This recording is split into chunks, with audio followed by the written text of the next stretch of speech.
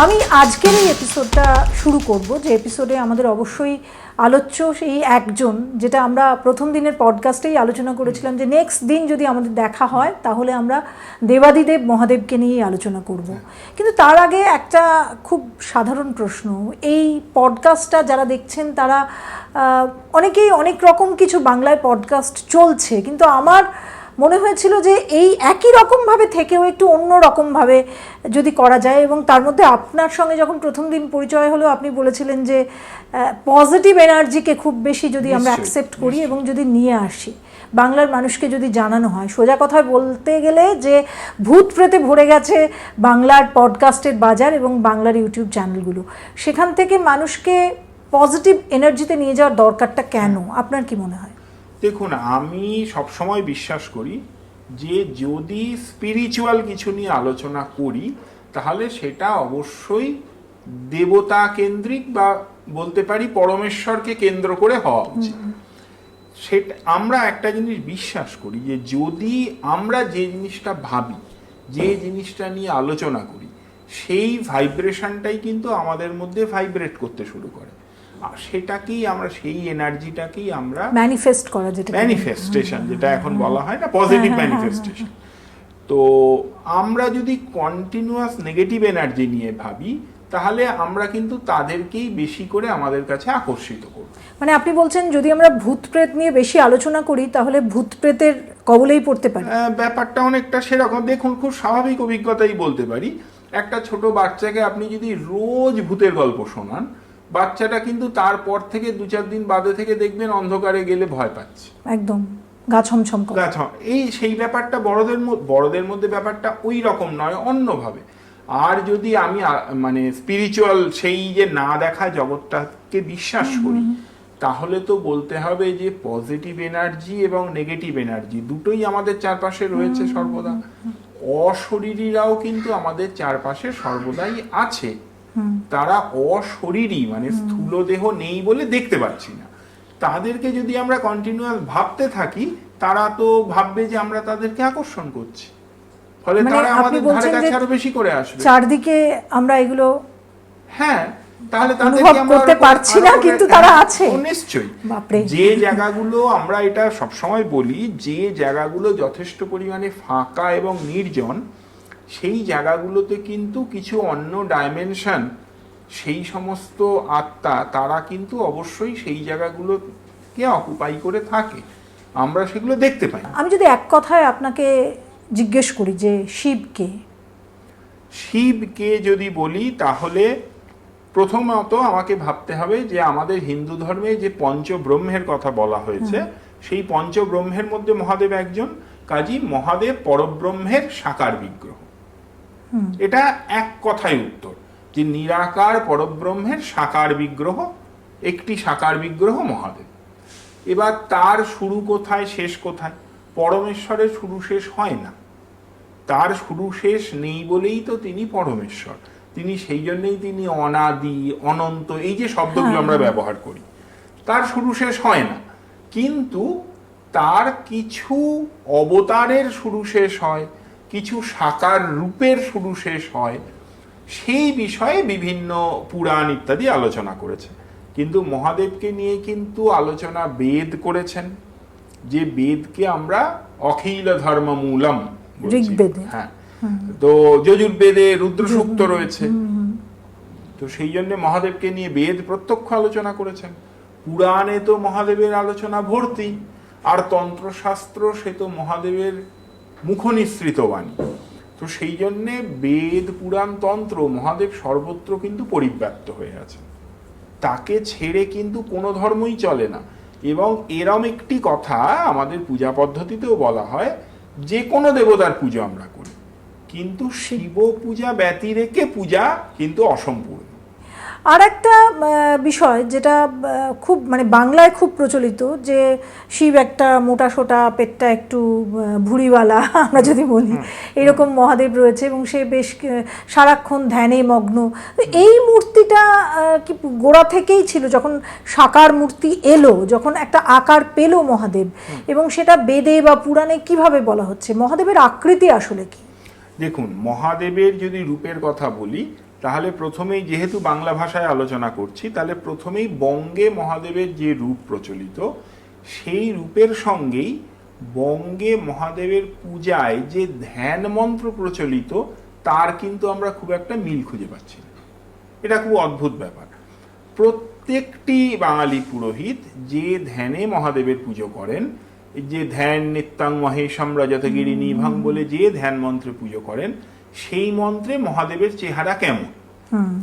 সেই মন্ত্রে মহাদেবকে বলা হয়েছে ধবধবে সাদা, মানে রূপোর পাহাড় যদি হয়, একদম ঝকঝকে রূপোর পাহাড়, তার উপরে আলো পড়লে যেরকম উজ্জ্বল ঝকঝকে একটা রং হবে, মহাদেবের এই রকম উজ্জ্বল সাদা রং। তিনি কেমন, তার ভুঁড়ি আছে এমন কথা কিন্তু ওই ধ্যান মন্ত্রে কোথাও বলা নেই। ওই ধ্যান মন্ত্রে কিন্তু মহাদেবের 4টি হাতের কথা বলা হয়েছে। পরশু মৃগ বরাভীতি হস্তম। তো এই যে ভুঁড়ির ব্যাপারটা মহাদেবের, দক্ষিণ ভারতীয় শৈলীর যে মূর্তিগুলো, চোলা স্টাইল যাকে বলে, সেই মূর্তিতে কোথাও আপনি ভুঁড়ি দেখবেন না, সুঠাম চেহারা মহাদেবের। আবার বঙ্গীয় মূর্তিতে মহাদেবের একটি সেই নাদুস নুদুস ভুঁড়ি, এটা খুব কমন।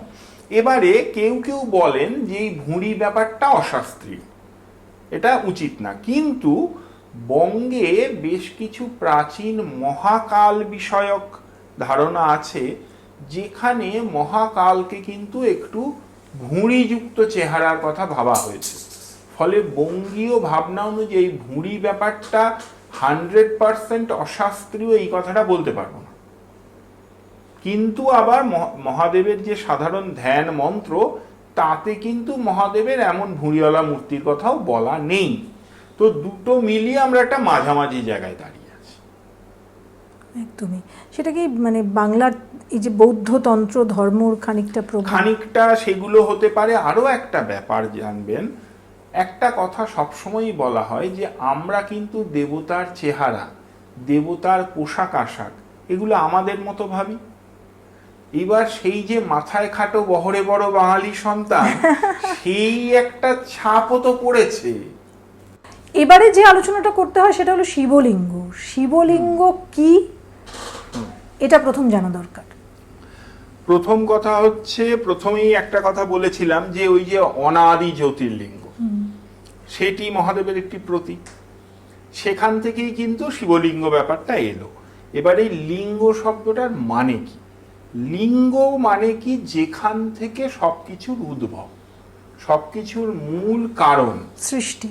মহাদেবের ধ্যানে বলছি আমরা বিশ্বআদ্যাং বিশ্ব বীজাং, এই যে বিশ্ব বীজ, তিনি বিশ্বের বীজ তার মধ্যে লুকিয়ে আছে। সেই জন্যই কিন্তু আমরা শিবলিঙ্গের পূজা করছি। শিবলিঙ্গের পূজা করা মানে কিন্তু কোনো জেনিটাল অর্গানের পূজা আমরা করছি না। শিবলিঙ্গের পূজা মানে কিন্তু মূল বীজের পূজা, যিনি জগতের আদি কারণ, তার পূজা করছি আমরা। তো সেই জন্য শিবলিঙ্গের গুরুত্ব। এইবারে এই শিবলিঙ্গ খুব সাধারণ থেকে খুব অসাধারণ নানা রকম হতে পারে। সবচেয়ে সাধারণ এবং সবচেয়ে সহজলভ্য লিঙ্গ হচ্ছে মাটির লিঙ্গ। মাটির লিঙ্গ, এই কথাটাও কিন্তু বলা হয়েছে যে পার্থিব শিবলিঙ্গ, অর্থাৎ সম্ভব হলে গঙ্গা মাটি, আর যদি না পাওয়া যায় তাহলে ভালো কোনো এঁটেল টাইপের মাটি, যে মাটি একটা ফর্ম আমি দিতে পারবো, এরকম কাঁকড়বিহীন পরিষ্কার মাটি দিয়ে শিবলিঙ্গ তৈরি করে নিজের সাধ্যমতো পূজা করে তাকে তৎক্ষণাৎ বিসর্জন দিতে হয়। এই মাটির পার্থিব শিবলিঙ্গ কিন্তু ঘরে রেখে দেওয়ার জন্য নয়, বিসর্জন। পার্থিব শিবলিঙ্গ নির্মাণ করে পূজা করে বিসর্জন দিতে হয়। নমঃ শিবায় এই মন্ত্রটি দ্বারা পার্থিব শিবলিঙ্গের পূজা, এই বিষয়েও আমাদের শাস্ত্র বলছে যে আচণ্ডাল সবার অধিকার আছে। ব্রাহ্মণ, ক্ষত্রিয়, বৈশ্য, শূদ্র, অন্তজ, চণ্ডাল, আমরা সেই ব্যাধের পুজোর কথা শুনেছি, যে কেউ করতে পারে পার্থিব শিবলিঙ্গের পূজা, এবং ভীষণ এফেক্টিভ পুজো। কিন্তু গৃহীর জন্য কৃষ্ণ ভ্রমর বলা হয়েছে, যে শব্দটা শাস্ত্রে বলেছে কৃষ্ণ ভ্রমর বর্ণ, তার মানে কালো ভ্রমরের মতো যে রং, সেটা হচ্ছে সবচেয়ে সবার জন্য সুখপ্রদ। মহাদেবের স্মরণ যদি সত্যিই পাপ থেকে মুক্তি পেতে চাই কিভাবে করব? কোনো ধ্যান, কোনো মন্ত্র, কোনো প্রণাম? দেখুন, মহাদেবের একটি নাম শঙ্কর। এই যে শঙ্কর, শান্তি করেন যিনি শান্তি প্রদান করেন তিনি মহাদেব। এই যে শান্তি, এই শান্তি কিন্তু আধ্যাত্মিক, আধিদৈবিক এবং আধিভৌতিক, এই 3 প্রকার শান্তিই হতে পারে। তো ফলে আমরা যদি কোনো অন্যায় করি, সেই অন্যায় থেকে মুক্তির জন্যে যার কাছে আমরা অকপটে প্রার্থনা করতে পারি তিনিও কিন্তু শিবই।